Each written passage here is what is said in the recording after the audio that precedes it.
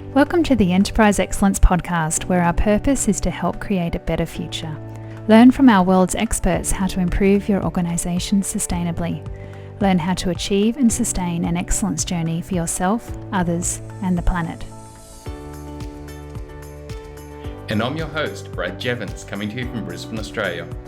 We are proudly brought to you in association with SA Partners, a world-leading business transformation consultancy. SA Partners are a truly purposeful company focused on helping organisations achieve sustainable improvement for themselves, others, and the planet. Hi everyone, today I have a guest on the show that I've personally seen in action, training, coaching. I've also seen the results that happen over time, which were amazing. Over 10 times improvement in safety, 5 times productivity, much more. The message in this show is very simple, which is part of its beauty. Lean Safety Gemba is one of the best books and learning events I've ever come across. If this show triggers your interest, you can download a visual infographic on the lead Gemba walk process we put together, inspired by Bob and others. You can go to the enterpriseexcellencepodcast.com to get hold of it. You'll find it in resources. Let's get into the show. Welcome to episode 141 of the Enterprise Excellence Podcast. It is such a pleasure to have Mr. Robert Hafey back on the show with us today. Robert's the award-winning author of Lean Safety and Lean Safety Gemba Walks. Robert's an international speaker and consultant on the topics of safety and enterprise excellence. This is a very important topic, keeping everyone safe at work and also improving the workplace to sustain the enterprise excellence journey. This is going to be a great conversation. I've seen Bob in action. Let's get into the episode. Bob, thanks so much for joining us again. Brad, thanks for having me again. It's great to be here. Yeah, really appreciate it, mate. Bob, why is safety at the heart of enterprise excellence? And I've seen this play out at companies with you involved. Well, enterprise excellence, or lean, is a journey, if you will. You know, it's not a program, it's a philosophy, it's a way of thinking. And so what you have to do, or what the leadership team has to do, is change how people think, act, and interact. And to me, that's the definition of a culture of a business, how your employees think, act, and interact. So the leadership team, if they decided to embark on this change program, whatever you want to call it, then they must be interested in changing how people think, act, and interact. Mm-hmm. So therefore, they have to start earning the trust of their employees, because when you announce to your employee base that we're going to start enterprise excellence, or we're going to begin the lean journey, everybody jumps on the fence, and they aren't on board until they understand what's in it for me, or how is this going to impact me. So managers have to, through their behaviors, their observable behaviors, their actions, what they say, they have to think, act differently when they engage with people. So I think safety is the easiest entry point to begin a dialogue about continuous improvement. So my second book, Lean Safety Gemba Walks, asks leaders to go out and observe people working, and not to observe the people, but to observe the process, because it's the process that's the problem, not the people. Mm-hmm. And so the real focus has to be on the work process. So in a traditional continuous improvement culture, you might do things like a Kaizen Blitz, a rapid continuous improvement event. And when you do those, the focus tends to be on cycle time. Let's go out and reduce the cycle time of this business process. And when you do that, people aren't generally going to jump right on board, because you're using a stopwatch, there's people watching them work, and you're really introducing a bit of fear into the workplace. Yeah. And so what you can do is do a safety Kaizen Blitz, where the goal is not to reduce cycle time, but the goal is to reduce the risk of soft tissue injuries. So if leaders go out and participate in those teams, and they look for ways to make work safer and easier, and they implement those changes, then the people who do the work immediately understand lean and what's in it for them. My job just got safer and easier. I go home less tired every day. Oh, by the way, I'm more productive. So it's just a win-win when you focus on safety to either start lean, get lean going again, or to rejuvenate lean. Focus on safety. Mm. I've been doing this for 12 years, and I've seen it work over and over again, Brad. Yeah, well, Bob, we were chatting before the show. I was mentioning, they won't mind me saying them, Signet has achieved amazing things recently in safety. And, the safety team and the leadership, they play a massive part of it to Gemba, leading from the front, as they call it. And I want to come to that, Bob. Like, there was two parts I picked up in that. There was one, leadership behavior, and leading from the front, or Gemba, doing those safety Gemba walks is a big part of it, and focusing on process. But I also picked up on there, mate, the win-win. And I think I just want to ask you briefly, mate, why is there a win-win with safety and everything else coming from that? Quality, efficiency, culture. What causes that, mate? Well, first of all, safety generally, if you think about it, and whenever I do a workshop, I ask people, when I say the word safety, what do you think of? And I have them write it on a Post-it note. What are the first few things you think of?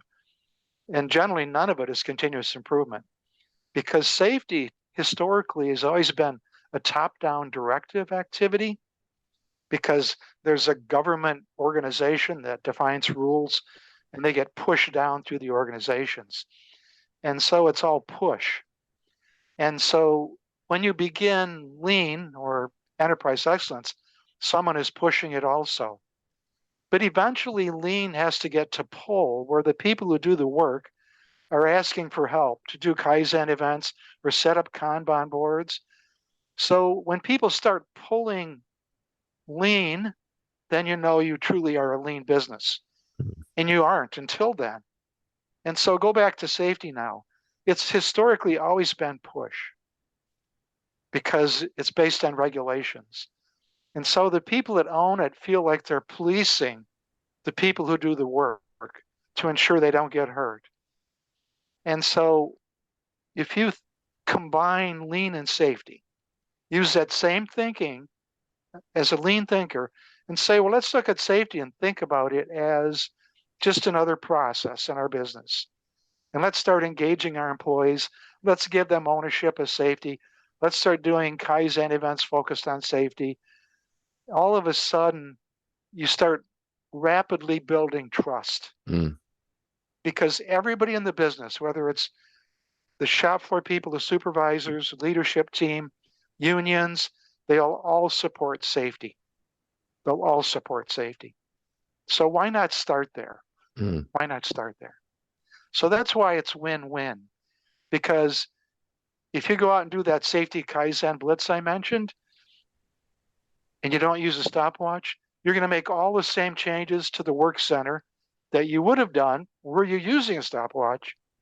But the end result would be a bunch of engaged employees that feel really good about what they did, because they saw the benefit for themselves, not just for the business. Yeah. But that's the win-win.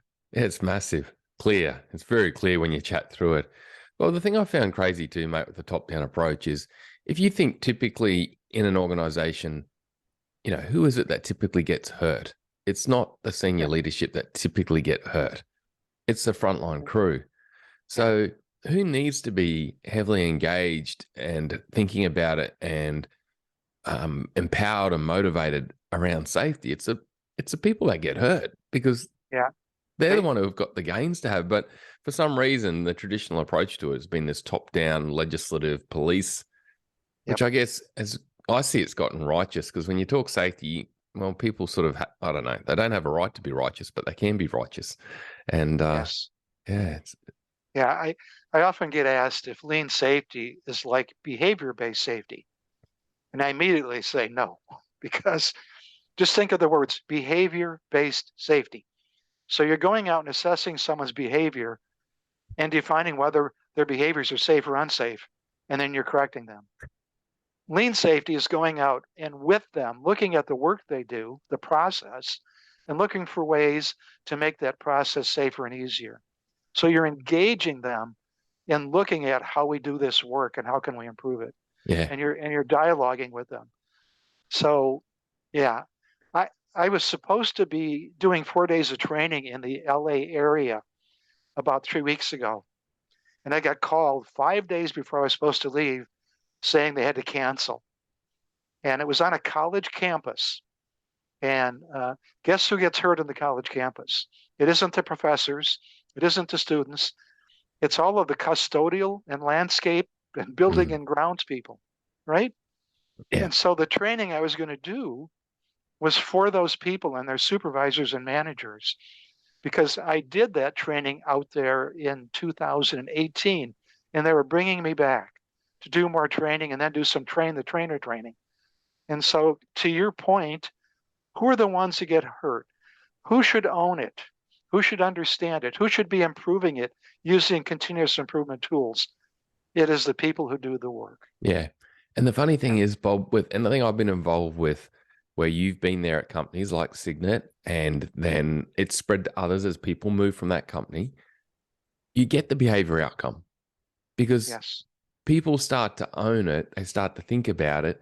They feel empowered. They feel motivated. Their mind's thinking about safety every day. Naturally, habit in there starts to shift and you get the safety behaviors, which Right. is, it's funny, you know, the leading aspect is the system and the way that you engage people. The outcome is safety behaviors. That's right. You know, lean thinkers are trying to get people to change their behaviors, right? You want everyone in your business to always think about continuous improvement, so no matter what their job or what their role is in the business, you want them to be improving that part of the business, right? That's what lean is all about. It's not about cost savings, it's about customer, right? It's about customer. And so if you're trying to do that, and you get people doing that in safety first, then that thinking translate to the business processes also, right? So safety again is that entry point. It's the one everybody will support. So that's why it just seems like it's a natural to me. Yeah. It's a natural to me. So, Bob, you and I were chatting before the show that I've worked at Signet for a long time. You came out and trained at Signet many years ago now, Bob. Time goes too quick. Yes, it does. And they have been doing a lot of effort on safety Gemba and the senior leadership, you know, going to Gemba and observing and learning and looking at process and engaging and then helping to, you know, overcome challenges and make change and get outcomes. Their safety measures have plummeted, like it's gone the right way. You know, when I say plummeted, they measure TRIFR, total recordable injury frequency rate, and it's gone down to a very low area. And a lot of the people involved go, right, okay, the Gemba has played a massive part of this. Why is it, Bob, that, you know, lean safety Gemba that you've written a book about, the walks, why is it that that plays such a big part when done well? Well, I guess it's the engagement factor. You know, leaders have the answers. They're expected to have the answers. But what you're trying to do with lean or with lean safety is get people to ask the right questions rather than have the right answers, you know, to develop them as coaches, to go out and engage people in dialogue. And so I think that's always been kind of a missing piece in businesses that started lean and then, you know, they're doing 5S for the fourth or fifth time. They never got into that engagement piece that really, and so you can do Kaizen events and they're window dressing Kaizen events, but when you really go out and you really engage people and you make their jobs safer and easier, they're on fire and they just want to drag you by the arm and show you other things that they can do to improve how they do their work. And so I think that whole Gemba walk thing that spread through the lean community in the last probably 8 years really has made a big difference. And the difference is it's managers truly engaging people. And if you do it at the safety level, it's the root level. It is as basic as it gets. It's about your safety here. And I, as a leader, care about your safety, and we're going to do this together. If I had time for this one little story, I was in the UK doing a lean safety workshop, and they were mixing plastic pellets and running them through machines that made vinyl film. And so the plant manager was on one of the small teams that was out there on day 2, interacting with employees, trying to identify opportunities for improvement. And I walked up to this team, and there was a fence, and inside of it was this upender. They would put a hopper of pellets, different colors. This upender would tip it up in the air to mix the pellets. So in their process, the color would be uniform. And on this fence, there was a picture of this little electric cart with the hopper up in the air 15 feet. An operator had pushed it into the machine, closed the gate, the interlock, hit the button, and forgot to take the cart out. And so it was up in the air 15 feet. Months later, this picture was still in the door. And when I walked up, I saw the picture and I said, "What's the picture for?" The supervisor was quick to say, "Well, that's to remind them, it's a reminder to pull the cart out." And I says, "Well, how does the operator feel every day when he comes to work and sees that? How does he feel?" And the plant manager was there listening to this. And I kept hammering the point, how does he feel? And so the plant manager walked over, tore the picture down, ripped it in half. And I said, "Okay, let's start a dialogue about how can we make this fail safe? How can we poke-yoke it so you can never leave the cart on there?" And quickly they decided they were going to move the fence in closer to the machine, because then you couldn't leave the cart attached to the hopper.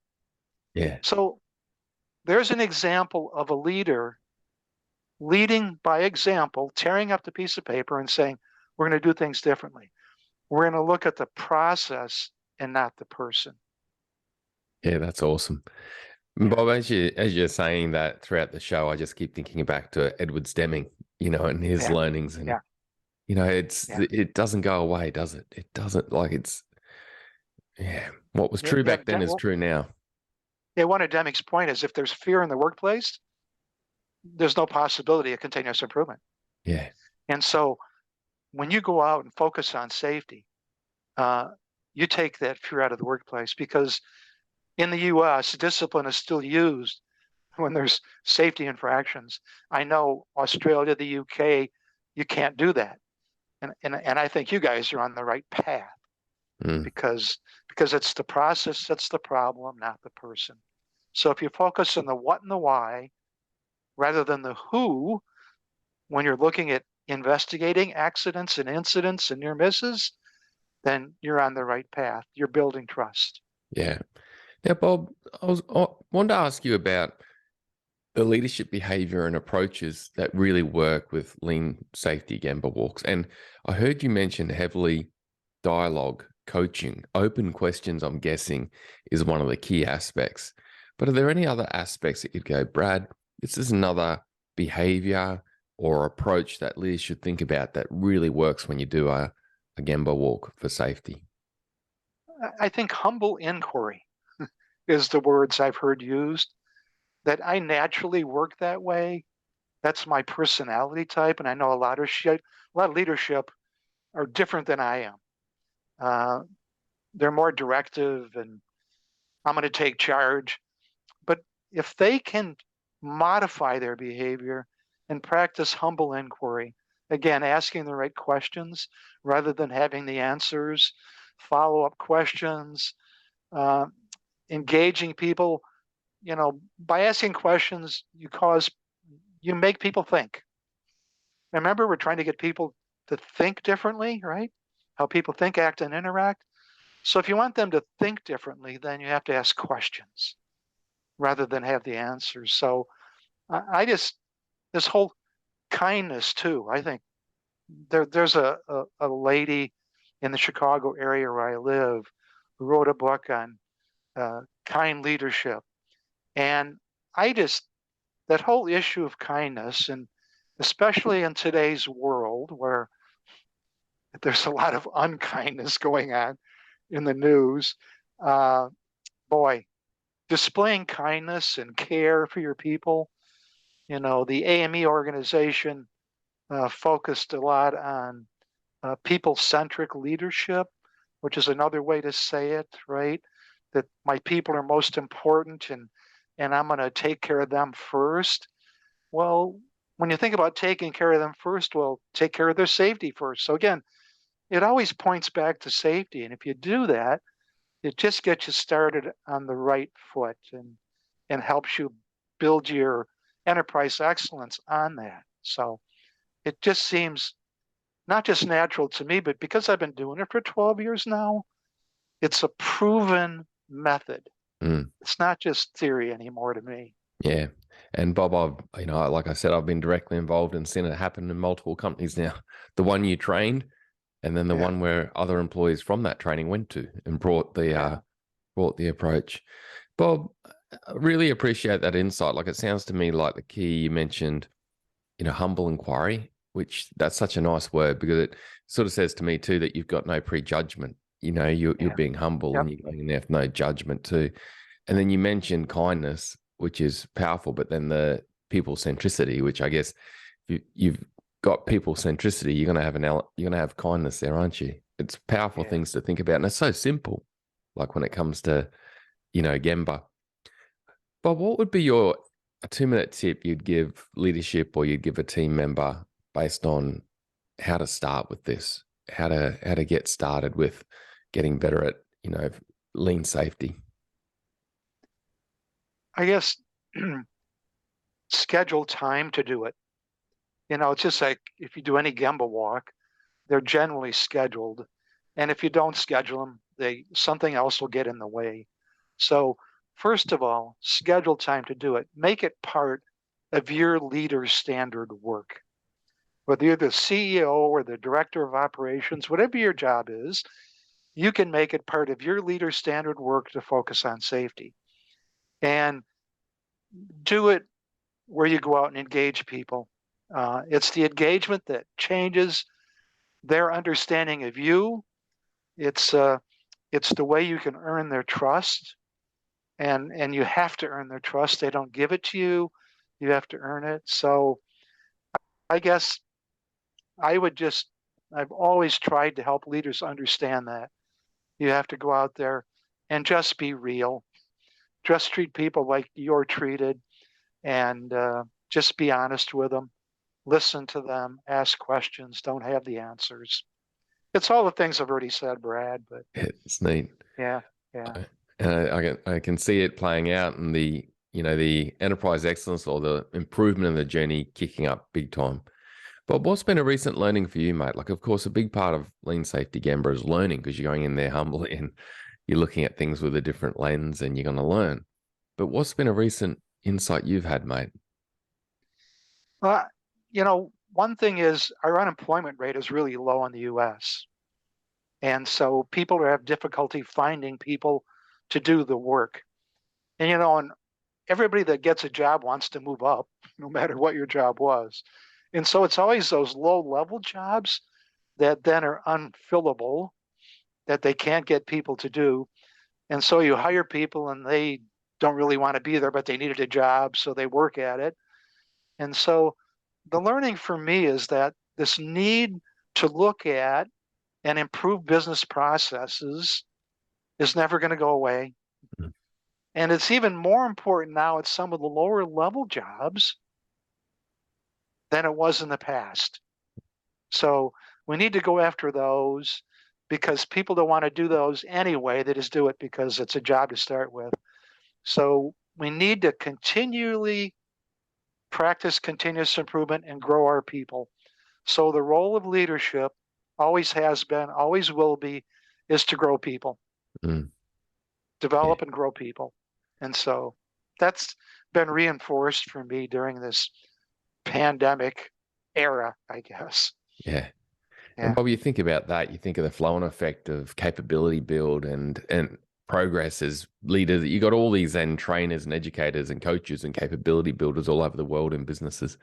Just amplifies the growth of people capability and people engagement, doesn't it? Right. Yeah. Massive. Bob, how can people learn more on this topic, like this very important topic? How can they reach out to you? How can they learn more? Well, if you just go to roberthafey.com, that's ROBERTHAF as in Frank, EY, roberthafey.com. I have a website, and on there is a contact the author page. So you can just send me an email via Google. I have a Gmail account. You can buy my books on Amazon.com or through Productivity Press, where they are published. So that's about it. Or just Google lean safety, and you'll get to me eventually. Yeah. Well, Yeah. Bob, thank you so much, mate. Thanks for everything you have done. Like, I've seen companies that you've touched become so much safer and so much more engaged. And thanks for everything you continue to do, mate. We really appreciate it. Thanks for helping us create a better future. All right, Brad. Thanks so much for having me on again. All the best to you, mate. Cheers, Bob. Bye for now. Take care. What a great episode. Remember, you can get hold of the lead Gemba Walk process from the enterpriseexcellencepodcast.com. Just go to the website, go to the resources section. If this show is of value to you, please share it to help others learn, keep more people safe, engage more people, more enjoying work. That's a really great message here that can help so many. There were two key takeaways for me from the episode. Firstly, lean, safety, Gemba, humble inquiry. Gemba, or leading from the front, as I call it, is about learning where it counts, the place where we create value for customers. It is not about policing and coming up with ideas and fixing things, but engaging people, helping people think, learn, develop and grow. Bob mentioned humble inquiry as a critical behaviour leadership can improve to enhance their walks. Going into the walk and each conversation without preconceived ideas, asking humble, inquisitive, open questions, and actively listening is the key to this. Going into the walk and each conversation without preconceived ideas, asking humble, inquisitive, open questions, and actively listening. This attitude and behaviour is the key to effective walks, which engage people who create value and are also most likely to get hurt. It gets them engaged, develops capability, and builds ownership. The second key takeaway for me was the win-win of safety, culture, quality, productivity, and all aspects of creating a continuous improvement culture that comes from this. When safety is led with humility from the front, rather than policing and domination from the top, you achieve amazing results. The lean safety walk and humble inquiry leads to ideation. Humble inquiry around how a team capture their ideas, how do they improve them, how do they execute these and get the gains that they've just come up with, leads to the systems and continuous improvement growing and improving within the area. This system that gets developed may not look amazing initially. It could have been done better by a CI team or by a leader, but through continuous improvement and ongoing humble inquiry, it'll get better and better. But ultimately, culture will improve. The team own what they put together. The team continuously improve it, and the system is highly relevant to them and their work area. You can't get better than this. The most important aspect is that cultural gain. The enhancement of motivation, the enhancement of ownership, the enhancement of people thinking about these critical aspects and owning it. Safety, quality, productivity, culture. You'll get the gains going forward, because those who create value, those that also unfortunately do get hurt, will be thinking about it, owning it. You'll see the results come. Thanks again for your time and knowledge, Bob. Thanks for helping us create a better future. Bye for now.